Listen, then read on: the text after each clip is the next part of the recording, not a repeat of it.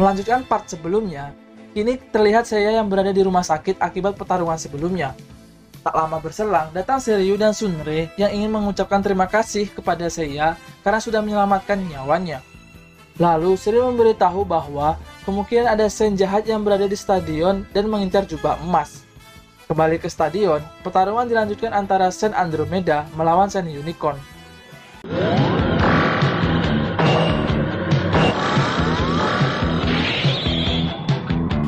Dalam pertarungan itu, Unicorn sama sekali tidak berdaya melawan Andromeda yang berkekuatan rantai. Di tengah pertarungan, tiba-tiba rantai Andromeda bergerak sendiri dan membuat pola-pola bertuliskan Asia. XIA Axia. Setelah itu, rantai Andromeda pun semakin menggila dan menunjuk ke arah jubah emas. Lalu, tiba-tiba muncul seorang Sen misterius di dekat jubah emas. Rupanya, Sen misterius itu adalah Sen Pionik yang merupakan kakak kandung dari Andromeda. Mengetahui hal itu, Andromeda merasa sangat senang karena sudah lama nggak bertemu kakaknya itu. Akan tetapi, Pionik malah menyerang adiknya sendiri hingga terluka.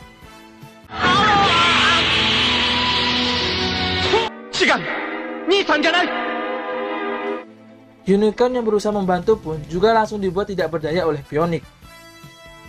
Rupanya, Pionik ini ingin membalas dendam dengan seluruh keluarga dari Saori.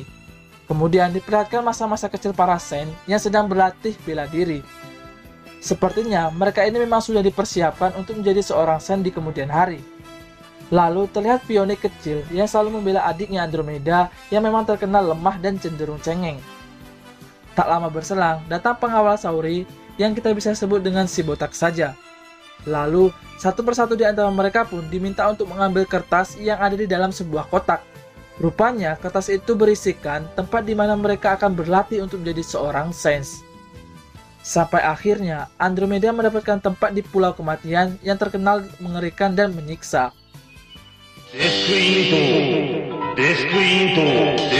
Si botak pun menambahkan kalau Andromeda nggak mungkin bisa kembali dari pulau itu karena kemampuannya yang sangat lemah. Lalu, sang kakak Pionik menawarkan diri untuk menggantikan adiknya ke pulau itu.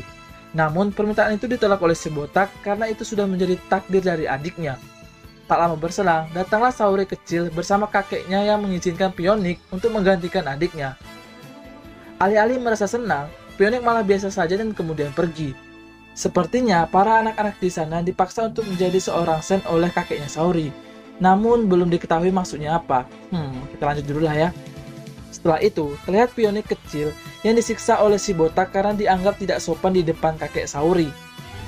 Nah, mungkin karena penyiksaan yang dialami Pionik di masa kecil, ditambah penyiksaan yang dialami di Pulau Kematian itulah yang membuat Pionik menjadi begitu jahat dan penuh dendam. Kembali ke masa sekarang, Pionik yang ingin membalas dendam, malah diminta untuk melawan Sen Werewolf sesuai jadwal pertandingan. Begitu hebatnya, Pionik dengan mudah mengalahkan Sen Werewolf dengan satu genjutsu saja, bos.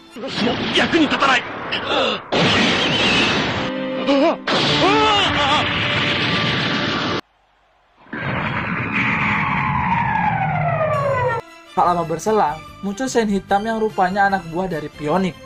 Kemudian, mereka pun mencuri jubah emas lalu pergi dengan sangat cepat. Tahu kalau jubah emas dicuri, saya dan teman-temannya berusaha untuk mengejar Pionik dan anak buahnya. Mereka pun berpencar agar lebih mudah dalam pencarian. Bahkan, aparat militer di sana pun juga ikut membantu. Singkat cerita, saya berhasil menemukan tempat persembunyian Pionik dan anak buahnya. Ia pun juga berhasil menggagalkan Pionik saat ingin menggunakan jubah emas, yang akhirnya membuat jubah emas menjadi tercecer. Jubah emas itu pun kembali dibawa kabur oleh anak buahnya Pionik saat teman-teman saya mulai datang. Kemudian, mereka kembali berpencar untuk mengejar anak buah Pionik yang membawa jubah emas. Singkat waktu, masing-masing dari mereka berhasil mengalahkan anak buah Pionik dan mendapatkan jubah emas. Kemudian, saya dan teman-temannya mengumpulkan jubah emas yang sudah berhasil mereka dapatkan. Namun, saya merasa kesal karena ia tidak bisa menggunakan jubahnya yang rusak akibat pertarungan melawan Shiryu kemarin. Lalu, Shiryu mengatakan bahwa ia akan memperbaiki jubahnya dan juga jubah saya. Singkat cerita, jubah emas yang berhasil mereka dapatkan kemudian diberikan kepada Saori. Namun ternyata, itu hanyalah setengahnya saja, yang artinya setengahnya lagi berhasil dibawa kabur oleh Pionik dan anak buahnya. Kemudian terlihat Shiryu yang berpamitan untuk memperbaiki jubahnya dan jubah saya di suatu tempat. 残りのゴールドクロスは頼んだぞ。 Di waktu bersamaan, Saori sedang melakukan konferensi pers terkait jubah emas yang dicuri. Tak lama kemudian, datanglah aparat polisi yang membawa anjing pelacak atas permintaan saya, yang kebetulan juga berada di sana. Lalu, saya pun meminta si anjing untuk melacak pionik melalui bau yang mungkin saja menempel pada kotak jubah emas. 匂いを覚えたら港へ直行だ。ゆうべ待てよ。こっちか。 Di sisi lain, terlihat Andromeda yang sedang berada di hutan tempat di mana Andromeda berlatih bersama kakaknya Pionik dulu.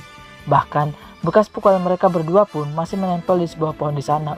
Anjir. Tak lama berselang, tiba-tiba hawa di sekitar Andromeda menjadi dingin dan ia pun diserang oleh sen hitam yang mirip dengan Hyuga. Andromeda pun dihajar habis-habisan oleh Hyuga KW tersebut.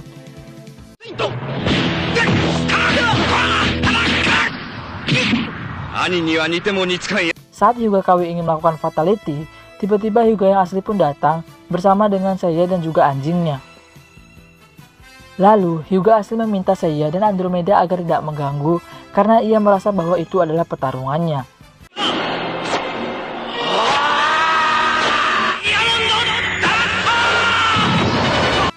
Saat Hyuga ingin melakukan fatality, tiba-tiba muncul 3 sen hitam lain yang sangat mirip dengan Seiya, Shiryu, dan juga Andromeda. Lalu para sen KW itu pun kemudian mundur dan meninggalkan mereka bertiga. Adegan kemudian berpindah ke Saori yang berada di sebuah ruangan sembari bersedih karena telah menghilangkan jubah emas warisan kakeknya.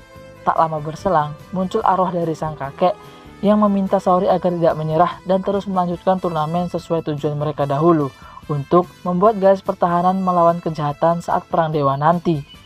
Itulah alasan mengapa para sen sedari kecil sudah dikirim ke mancanegara untuk berlatih.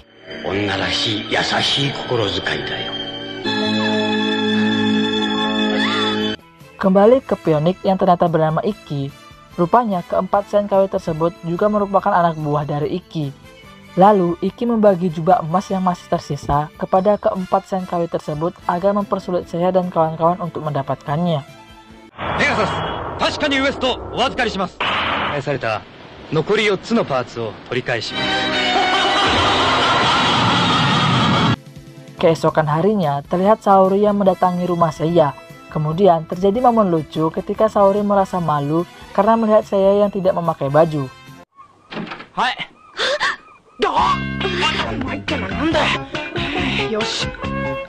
Di dalam, Saori memberitahu kepada Seiya kalau tadi malam ia mendapatkan sebuah surat dari Ikki yang menantang para sen untuk bertarung di sebuah tempat di pegunungan Alpen sambil membawa jubah emas. Namun, Saori khawatir karena jubah Seiya yang masih dalam proses perbaikan dengan Shiryu.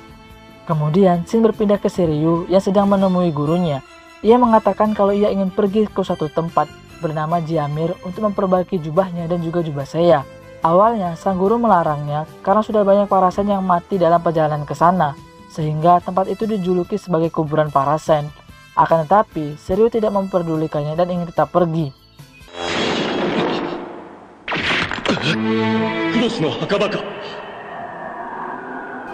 Singkat cerita, Shiryu telah sampai di Jiamir untuk menemui seseorang bernama Mu. Lalu, Shiryu malah diserang oleh seorang anak yang ia kira adalah Mu. Karena kesal terus diserang, Shiryu pun kemudian memukul kuil itu hingga roboh. Namun rupanya, anak kecil itu bukanlah Mu. Tak lama kemudian, Mu pun akhirnya muncul yang ternyata memiliki kemampuan untuk tidak terlihat. Bahkan, ia juga mampu mengembalikan kuil ke posisi semula hanya dengan satu jarinya saja. Lalu, Shiryu meminta tolong kepada Mu agar mau memperbaiki jubahnya.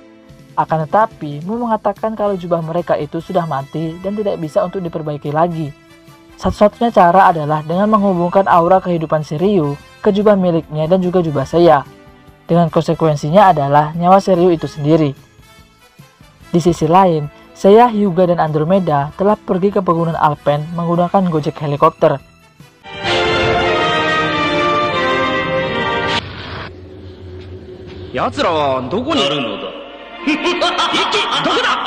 Sampai di sana, mereka melihat para sen KW dan kemudian berpencar untuk mengejarnya. Namun sebelum itu, Andromeda memberikan sebuah lonceng kepada Seiya dan Hyuga untuk berjaga-jaga apabila salah satu dari mereka dalam bahaya. Setelah semua berpencar, tiba-tiba Shiryu datang dengan membawa jubah milik Seiya. Akan tapi itu hanyalah kaki buncit dari Shiryu saja.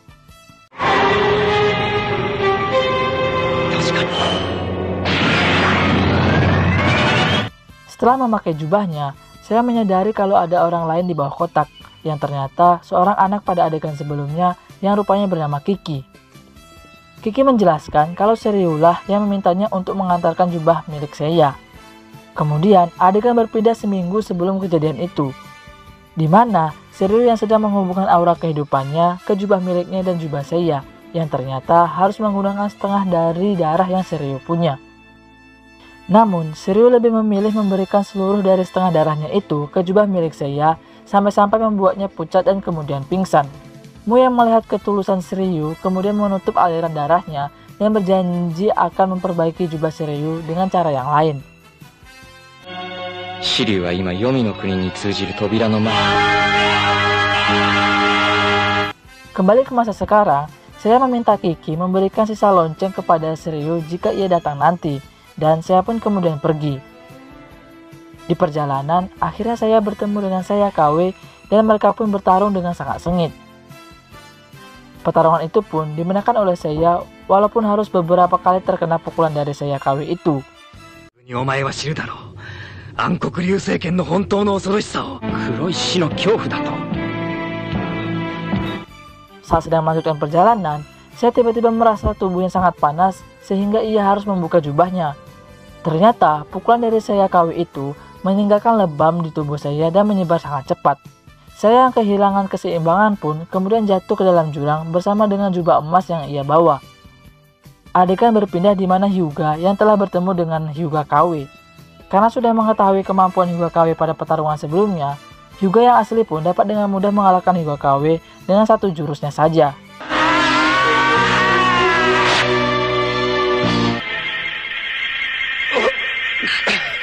Kemudian Hyuga Kawe mematahkan kepala angsa di jubahnya dan kemudian mengirimkannya kepada Ikki. Lalu Hyuga Kawe pun bundir dengan cara meledakkan dirinya sendiri. Rupanya kepala angsa yang dikirimkan oleh Hyuga Kawe tersebut bertujuan untuk memberitahu Ikki tentang kemampuan dari Hyuga asli.